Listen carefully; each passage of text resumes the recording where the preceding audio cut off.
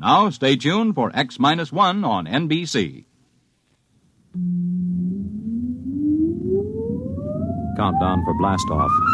X-5, 4, 3, 2, X-1, fire.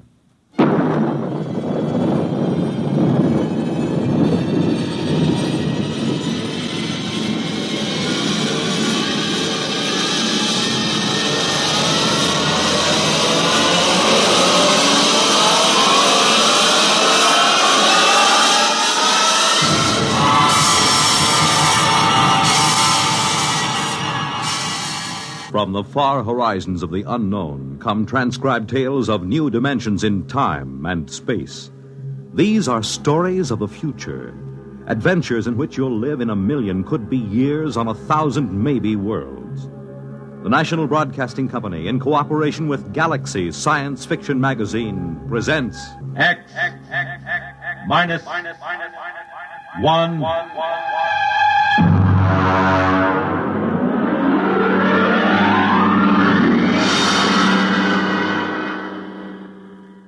Tonight, the Frank Quattrocchi story, Sea Legs.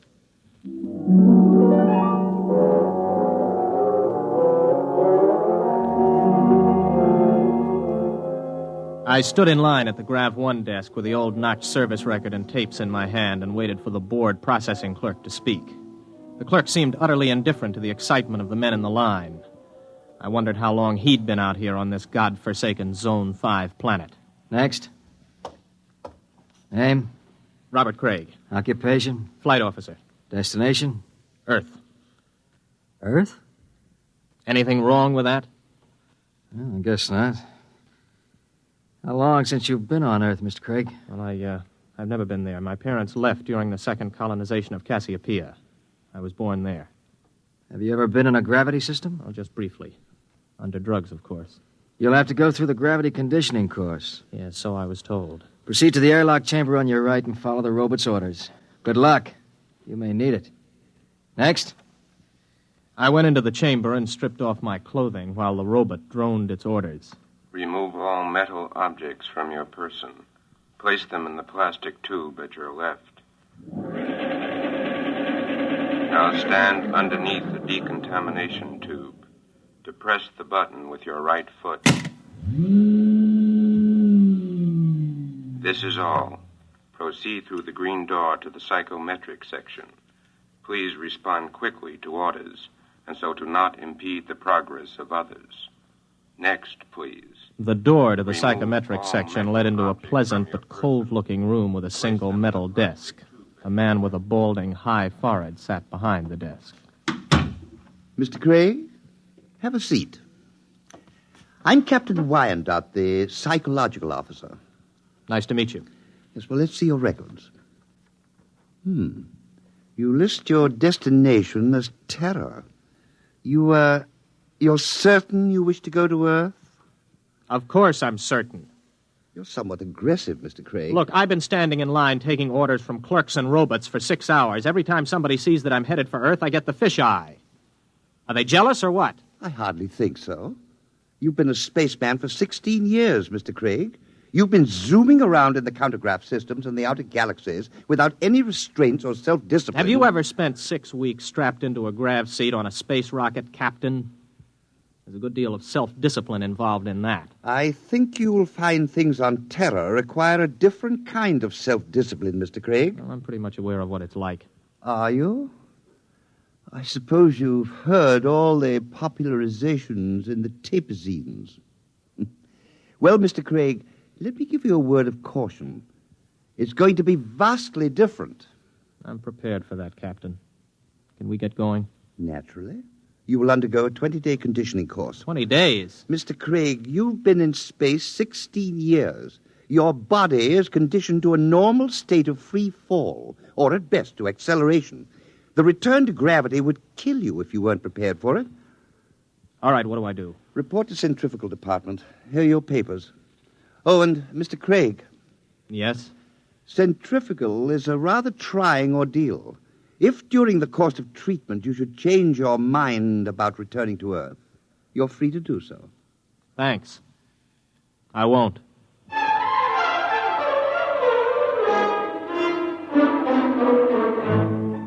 I'd heard about centrifugal, but you can never really know about these things until you experience them.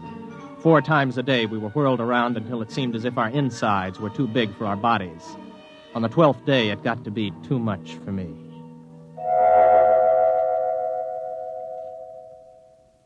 I was in the base hospital for 5 days. My roommate was an old space bum they'd brought in to die with a case of ruptured veins. His name was Charlie Brockman. How you feel, son? I'm pretty good, Charlie. You get discharged tomorrow, I hear. You gonna try it again? I guess so. Why? Only way I'll ever get to Earth. You really want to go? That's right. You talked to anybody been there last 10 years or so? No, you don't get to talk to many people from Earth and the galaxies. Were you ever there? Me? Now, what would an old space bum like me be doing on Terra? Well, I just thought maybe... I done most of my time in Zone 5. Out there, you get to thinking anybody who stays less than 80 light years from Earth is a landlubber. Yeah, I used to think the same.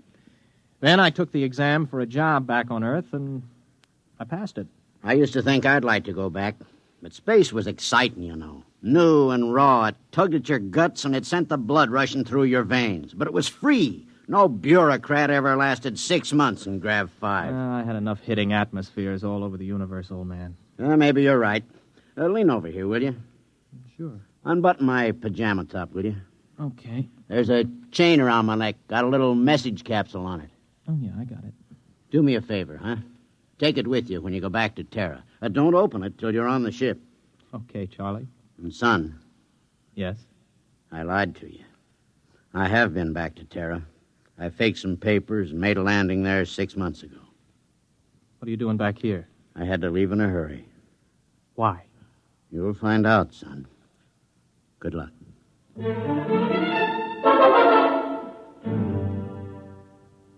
Charlie died the next day. A few hours later, I was visited by Captain Wyandotte, the psych officer. How are you feeling, Craig? Okay. You still want to go back to Earth? Yes? You're completely sure you want to live out your life there, to give up space service for it? Look, we've gone through this, Captain. Now, you tell me that spacemen don't settle down on Terra, yet you won't or you can't tell me why. All right, what's the pitch? Does the Space Service need men so badly that they have to make it impossible for us to go back? That, Mr. Craig, you will have to discover for yourself. You have my authorization to complete your conditioning and return to Earth as a private citizen. I wish you luck. You'll need all you can get.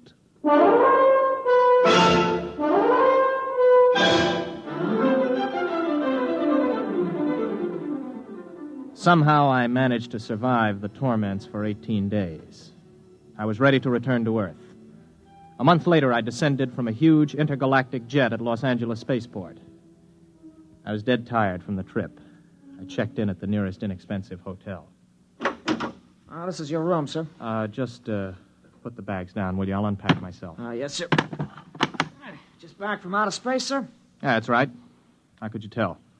Sea legs. Sea legs? Well, the way you walk. You can tell when somebody's been in the low-grav systems. Oh, well, here. Oh, thanks, Mr. Craig. For another 5 units, I'll tell you where it is. Well, what is? You know, the mic. Mike?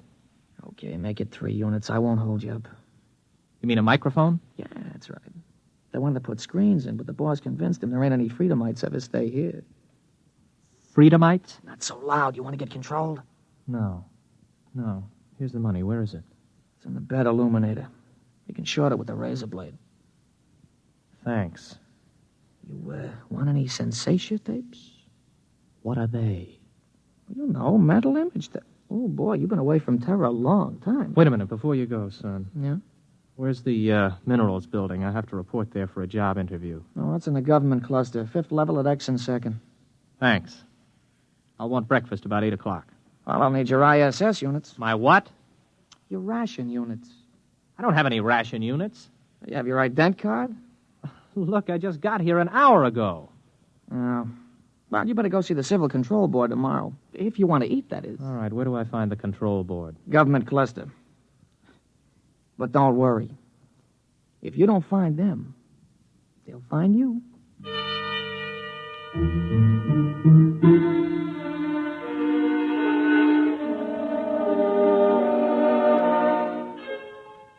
I went to sleep that night with the uneasy feeling that somebody was watching me. It had been a weird day. I hadn't exactly liked it.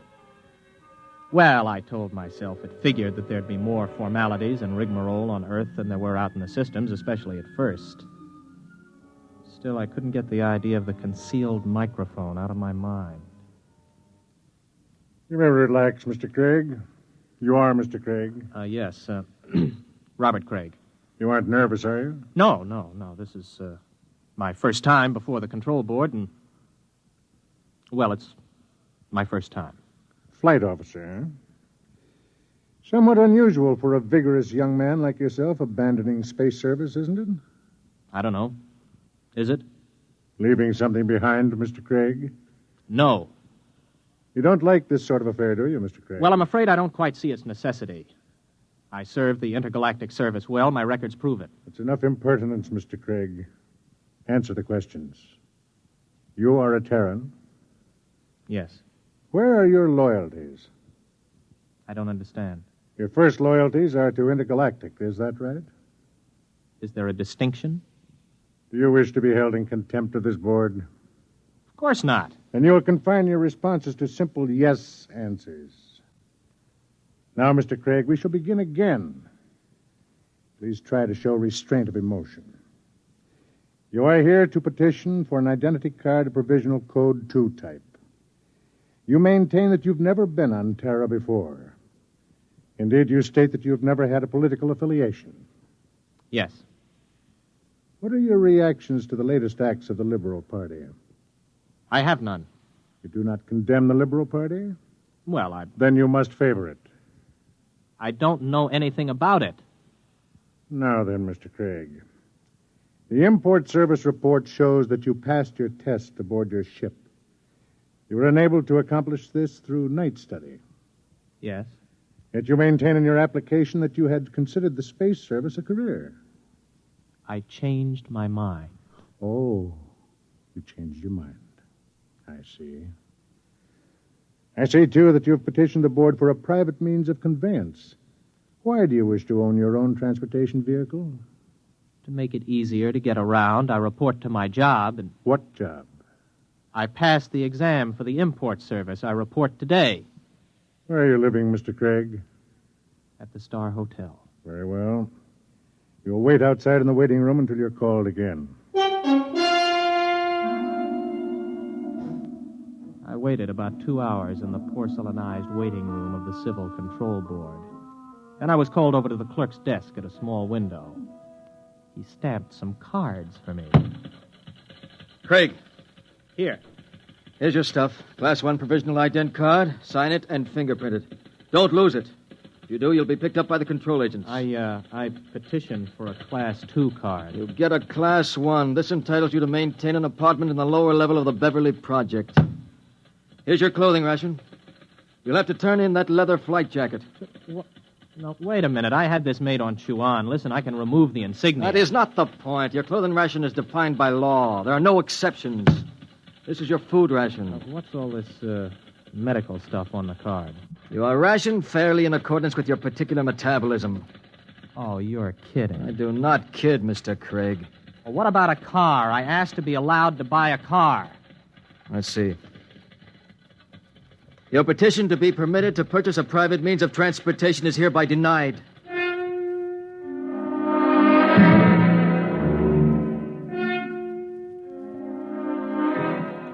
I walked out of the control board feeling like a man who has just come out of free fall into a hypergravity system.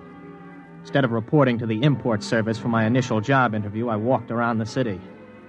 I don't know how long I walked, maybe an hour, maybe 2.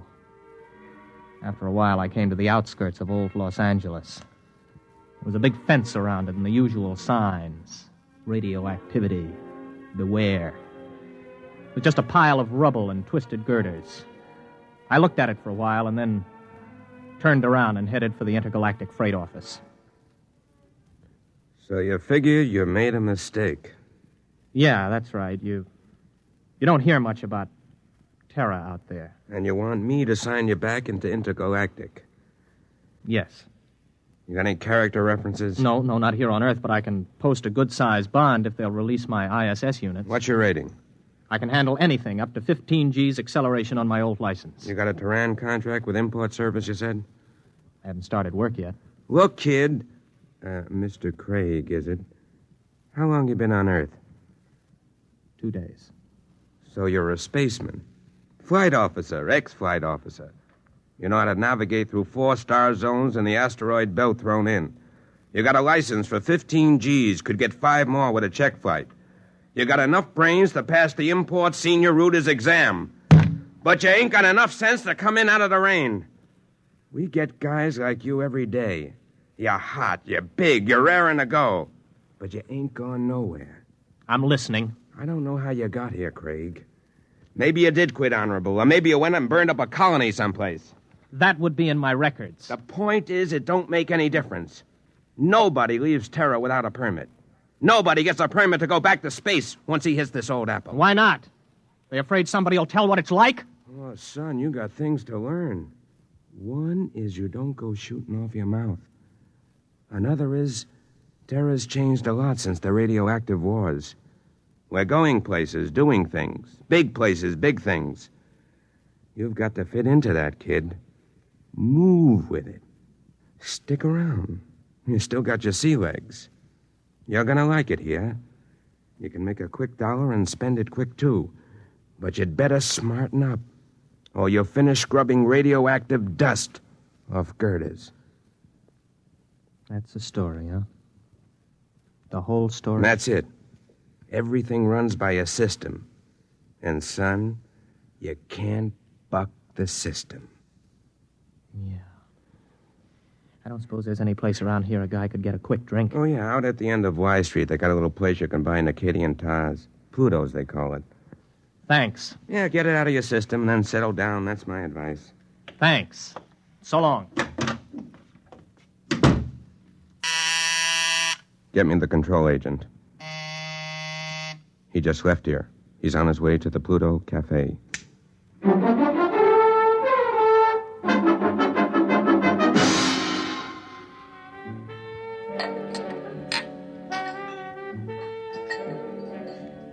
Hey, waiter, bring me another drink for the young lady. Now then, where were we? I don't know. In fact, I still don't know why you're buying me free drinks. I told you I want somebody to talk to. You a purist? Or maybe you don't like the brand of sensation tapes they're peddling these days. You know, you don't have a bad face, really, underneath the makeup. I mean, it's a little crooked, but it ain't bad, really. Thanks. Does me pretty good. Well, what's your name? Gloria? Oh, sure, I remember. Gloria! Maybe you had enough to drink. No, not yet. You know, I look around, I see all these people with their faces all froze up like plastic. And I feel like I got to know somebody, or I go out of my mind. So what happens? Everybody is afraid. I mean, what happened? Whatever happened to freedom? What's the matter? Did I say something? What's everybody so quiet about all of a sudden? Okay. Come with me. Hey, well, who are you? Control board agent. Hey, I wasn't with him. Honest, he just picked me up and bought me a drink and started shooting off his mouth. I wasn't with him. Let's go, Mac. Wait a minute, what for? You'll find that out. Come on. On your feet. Okay, come on, keep your hands off. I'll go with you. Everybody else just mind your own business. You, girlie. Yeah? Let's see your ident card. Here. You live at this address? Yeah? Alone? With my sister. Maybe some nights you could go to a movie or something. We could spend some time getting acquainted. Yeah. Yeah, sometime. Good, I'll call you. Hey, I need my dent card back. I can't get rations without it. I'll keep it. Bring it back myself. Wants to give the girl her card. No! Or maybe you mind your own business. Let's go. You walk just a little in front of me.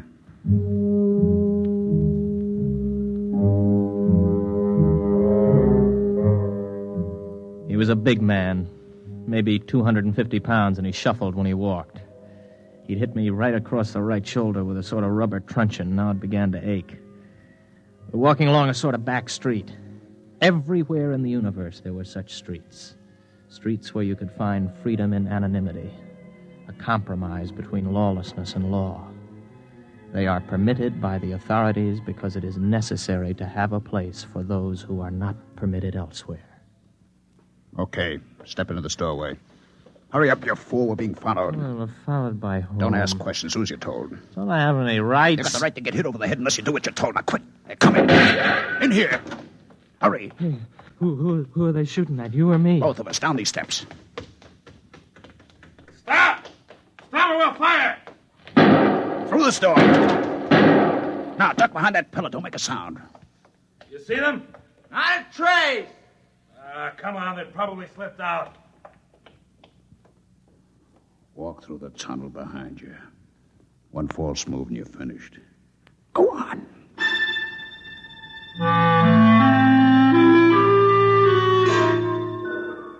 From the direction of the tunnel, I guessed it was part of an old sewage system that led toward the ruined city. I don't know how long we walked, maybe an hour. Finally, we came to a small wooden door. Stop here. Okay, let's have it. What? Have what? The tube. I don't know what you mean. Our detectives picked it up on you the minute you got off the plane. You're carrying a radioactive message tube with a periodic emission signal. I'll need to have it before we can go any further. You mean the tube that old Charlie gave me?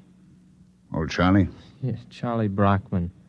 The old spaceman who was in the hospital with me. Where is it? I think it's in my pocket. I never even bothered to open it. Do it now. Let me see. Oh, yeah, here it is. Open it. It's empty. That's right. The message is in the tube itself. We identify our people by the radioactive pattern. Our people?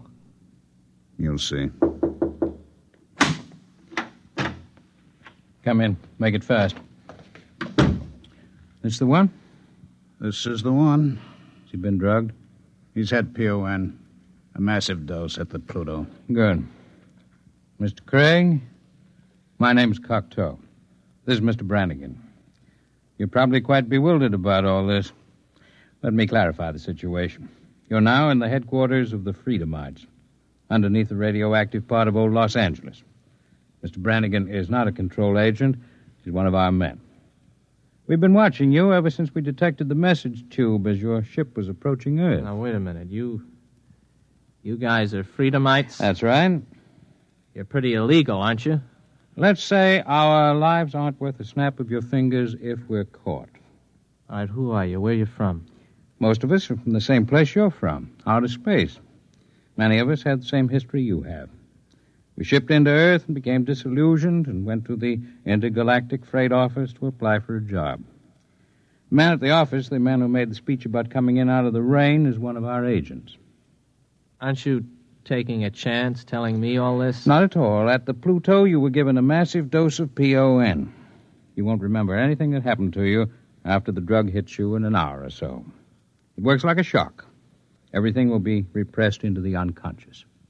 Oh, I see. Very neat. It will exist in your unconscious, however. Somewhere, because you're the kind of man you are, because living in space has taught you the blessing of feeling free, you'll be able to draw upon your unconscious knowledge when you need to. And when will that be, Mr. Cocteau? That depends on whether you decide to join us or not. Join you in what? I haven't the faintest idea of what you're trying to do. For all I know, you're a bunch of traitors. You know, I've heard this comes the revolution stuff before. My friend, you're woefully ignorant of our aims, as is to be expected. We anticipate no revolution. We print no leaflets, publish no newspaper, and we have no world plan for conquest. The kind of totalitarian mind which subscribes to tight economic systems like the ancient Marxism of the communists is abhorrent to us. We're interested in only one thing, the preservation of the idea of freedom. Our fear is that men will forget what it's like to feel free. Well, how do you expect to accomplish this?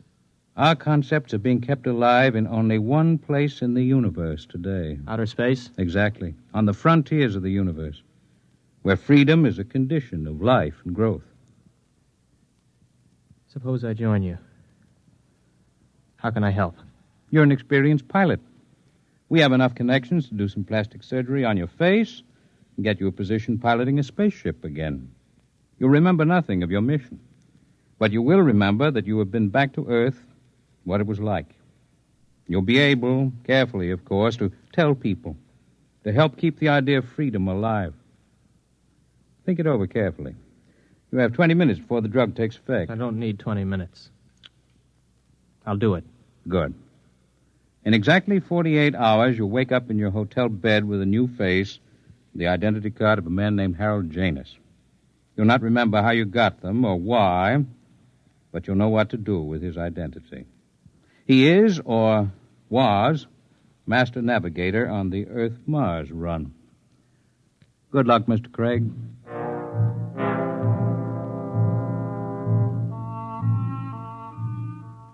I woke up in the hotel bed, feeling like a man who has hung one on but good.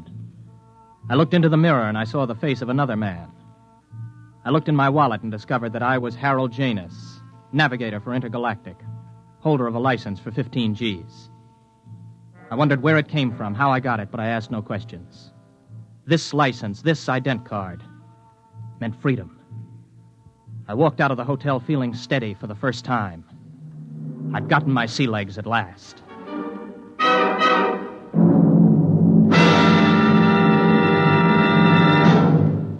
You have just heard X-1, presented by the National Broadcasting Company in cooperation with Galaxy Science Fiction Magazine, which this month features The Venus Trap by Evelyn E. Smith. One thing man never planned to take along into space with him was the eternal triangle, especially a true blue triangle like this one. Galaxy Magazine, on your newsstand today. Tonight, by transcription, X-1 has brought you Sea Legs, a story from the pages of Galaxy, written by Frank Petrocchi and adapted for radio by George Lefferts. Featured in the cast were William Redfield, James Stevens, Stan Early, Charles Penman, James Dukas, Richard Hamilton, Jack Orison, Jack Grimes, Craig McDonald, Ralph Bell, Kermit Murdoch, and Frederica Chandler. Your announcer, Fred Collins. X-1 was directed by Daniel Sutter and is an NBC Radio Network production.